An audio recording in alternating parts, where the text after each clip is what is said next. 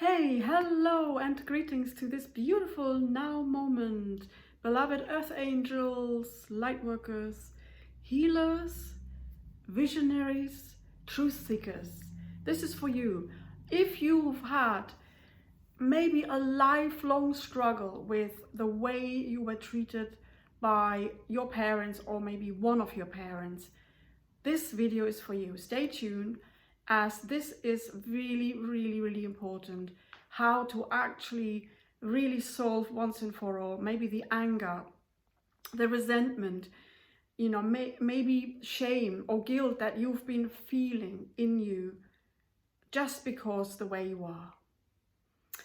I am Carolina Adjalma, and I am here to really show you how to live life from love, how to overcome exactly that parent wound or the mum wound or the dad wound that you have been carrying since you have arrived on this planet, and to finally feel loved as you are so you can shine your light authentically.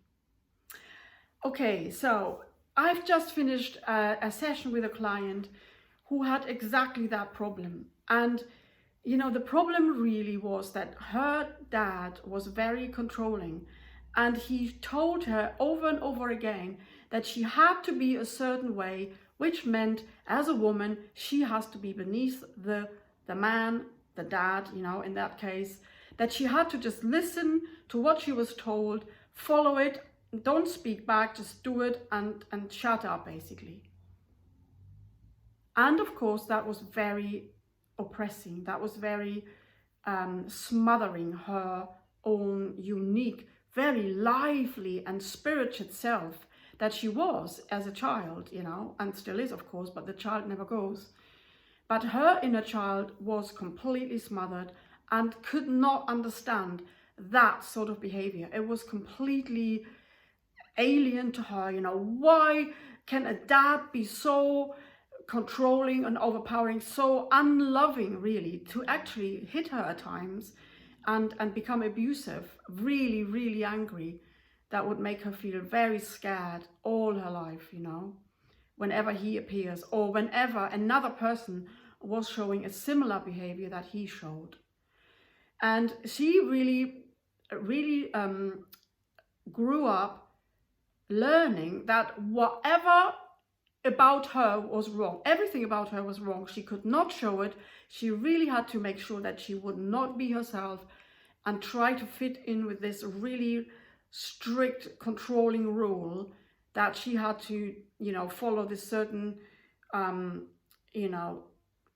mental pattern that her dad was exhibiting, that he was probably shown. And so because of that oppressing energy that she was carrying really in her and around her, and that she took on and believed in eventually, even though she knew it wasn't true, created a lot of side issues for her. She had then physical problems like ME, and like like her loop, there was a loop in her brain that was always kind of acting as a big like fear was coming up to act as a protector. So whenever she felt unsafe, this would come up. So she felt really weak. She couldn't stand on her own shoes. She wasn't able to do a job. She basically lost her life and couldn't really be herself at all. And all of that was based on that pattern. And so I just wanted to come and share what is really going on, because that is when you have symptoms in your body, say, of maybe anxiety, depression, maybe ME, some sort of fear-based mental issues, they are all really coming back to one issue, and that is always the lack of connection with your heart, your soul, with your higher self.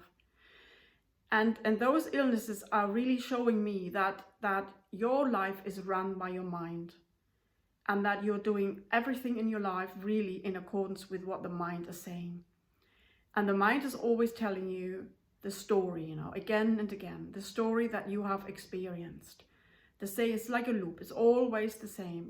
The mind doesn't know anything else, it only knows what it has seen and experienced, so it comes from memory. The mind is not connected to the higher self. It doesn't It is not able to bring you higher solutions to your problem, you know. It's just telling you the same story. And one important lesson that comes out of that is really not to listen to the mind and to come back to your own truth, to your own, you know, truth that you know as a child. You know, my client in that case, she knew what was right. But then through society and through this being a child with parents who both believed in the same system and the same regimental behavior, you know, as a child, you can only, you know, just submit yourself to it. And because you're dependent on the parents' support and, you know, safety and supplies. So if that is ringing a bell, if that is sort of similar to your story, you know, I want to encourage you, number one, to stop fighting, because that's really the first thing, to stop fighting against how your parents were. And you know, the question that you might have, why were they like this? How could they treat me like this? Why did they treat me like this? How can they be so unloving? How can they treat their own child like this?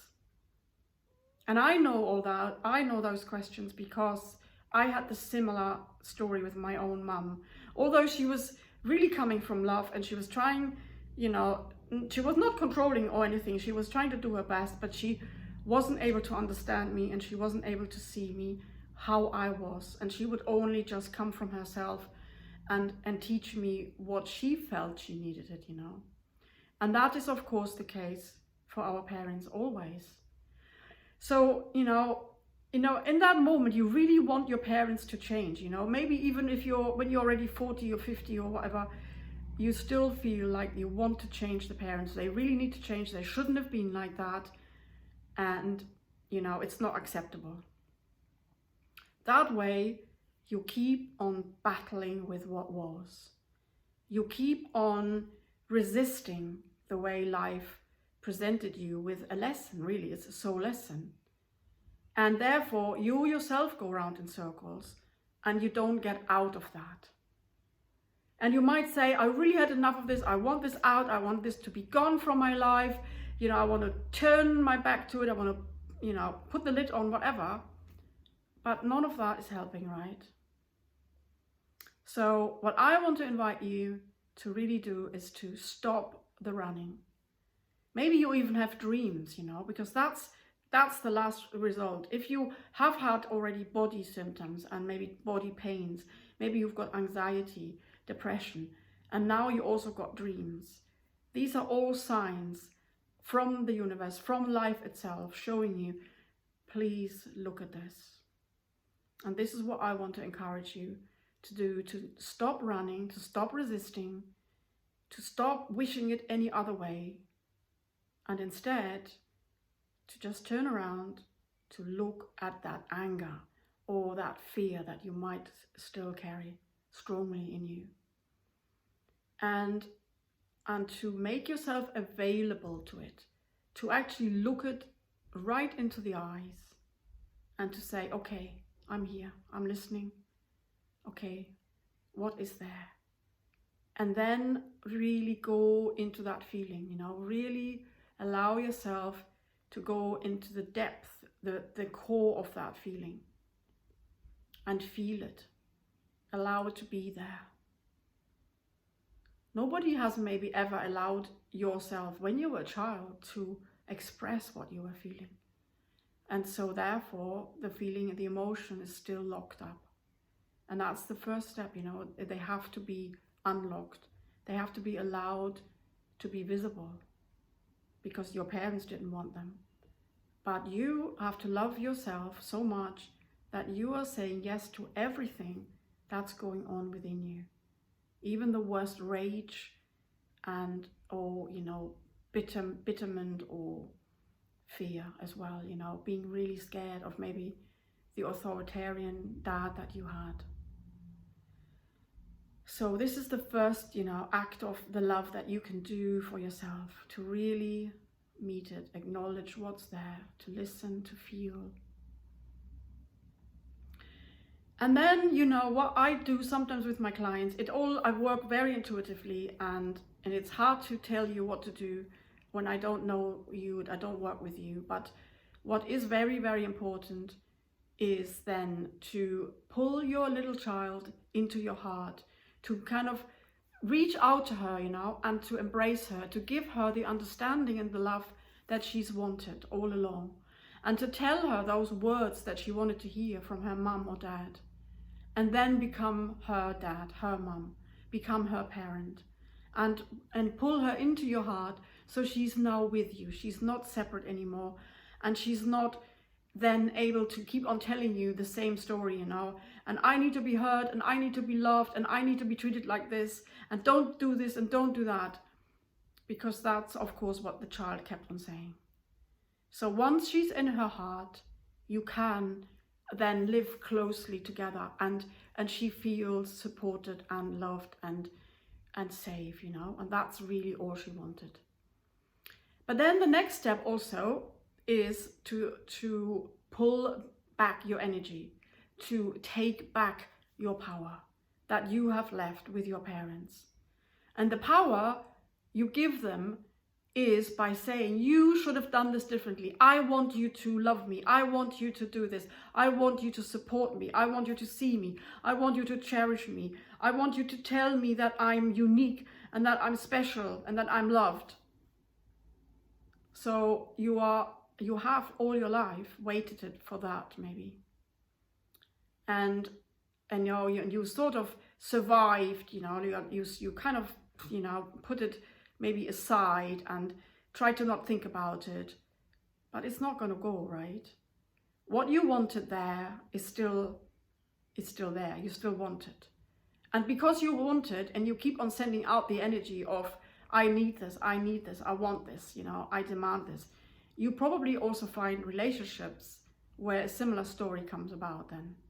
Again, where you feel unloved by your partner when they do certain things, or maybe they behave even similar to one of your parents, because the story is not complete, the emotion is not resolved, and the child has not been given the love.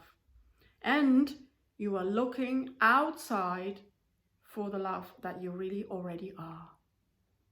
So that's the third step, to take back your power, to realize and see that your parents are the way they are. They had their own upbringing, they had their own conditioning, they were trained by their parents, they were told certain patterns, certain beliefs, certain ways of being by their parents, and the parents meant well, yet it wasn't helpful. And therefore, your parents haven't really ever been told anything different. And then you come along as an aware child, as a child who wants truth and love more than anything. You try to tell them, and they cannot have it. They cannot understand it. They find it maybe very unsafe to be like that. And therefore, you couldn't be like you were, And so now, to actually really shine your light onto your parents and to see the way they were, and they couldn't help it, and they weren't really meaning to harm you, they were meaning to protect you, and they were meaning to show you how to survive in this society. And then take back your power, realizing that you've left your power with them, and that you've been waiting for their love, for their approval, for their acceptance. And now it's time to stop the waiting and to come back to your own self, to pull back your power and to realize what I wanted all along was my own love. Was really, I wanted to be approved, but I need to approve of myself. I need to love myself as I am. And I need to accept me exactly as I am, even though I'm different, even though I might not fit in whatsoever. And even though some people might have problems with me. But that is why I'm here. I am here to change the society. I am here to bring back love and light and truth. And that's why I don't fit in. Of course I don't fit in. And I have to be strong and stand in my own shoes and shine my light and love me as I am, so that I can do my mission, and so that I can bring more light and love. And that takes courage. And most importantly, it takes loving myself. This is the most important realization and shift that we have to make within ourselves, that we are able to truly and 100% love ourselves as we are, that we are able to speak our truth, no matter what, doesn't matter who stands in front of you. If you have to, very often you don't have to say anything. You can just give people a smile if they are coming from the old way of thinking. But sometimes you have to speak up for you so you won't be overpowered or smothered, or made to do something that you really feel is not right for you. And if that comes about, then it's very important to be able to do so, to be able to speak your truth. That is your own empowerment. That's your own self-empowerment. And that means taking back your power. Yes, so that is a very, very important shift that we all have to make. And, I hope this helped you. I hope this encouraged you to go in that direction, to step back within yourself and stop looking on the outside for whatever you are still needing and wanting. Because all the love, all the supplies, all the peace and the safety and protection is all there within you when you start living from your heart. Your mind was not designed to be your guide. Your mind is actually a tool, and it needs to have a master.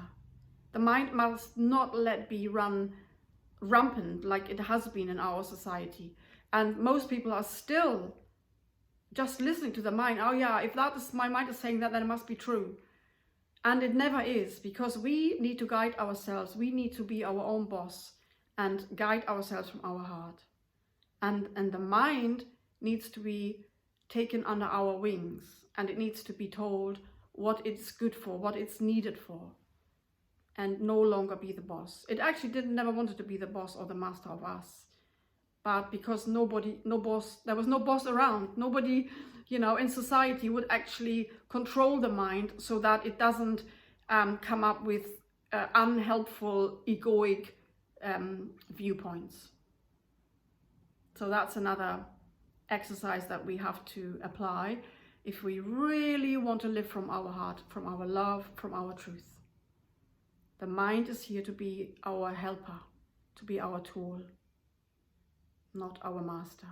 The heart is our guide. The heart is our compass. It's our barometer. That's where we feel. That's where we know. That's where we are connected to ourselves. Okay, so if you liked the video, if it was helpful to you, please give me a little appreciation, pay back with your likes or with your subscribing. And if you have a question, please do share your issues if you like, or ask a question. I'd love to help you. I'd love to connect with you more. And I am really looking forward to being with you again next week on Sundays. Bye for now.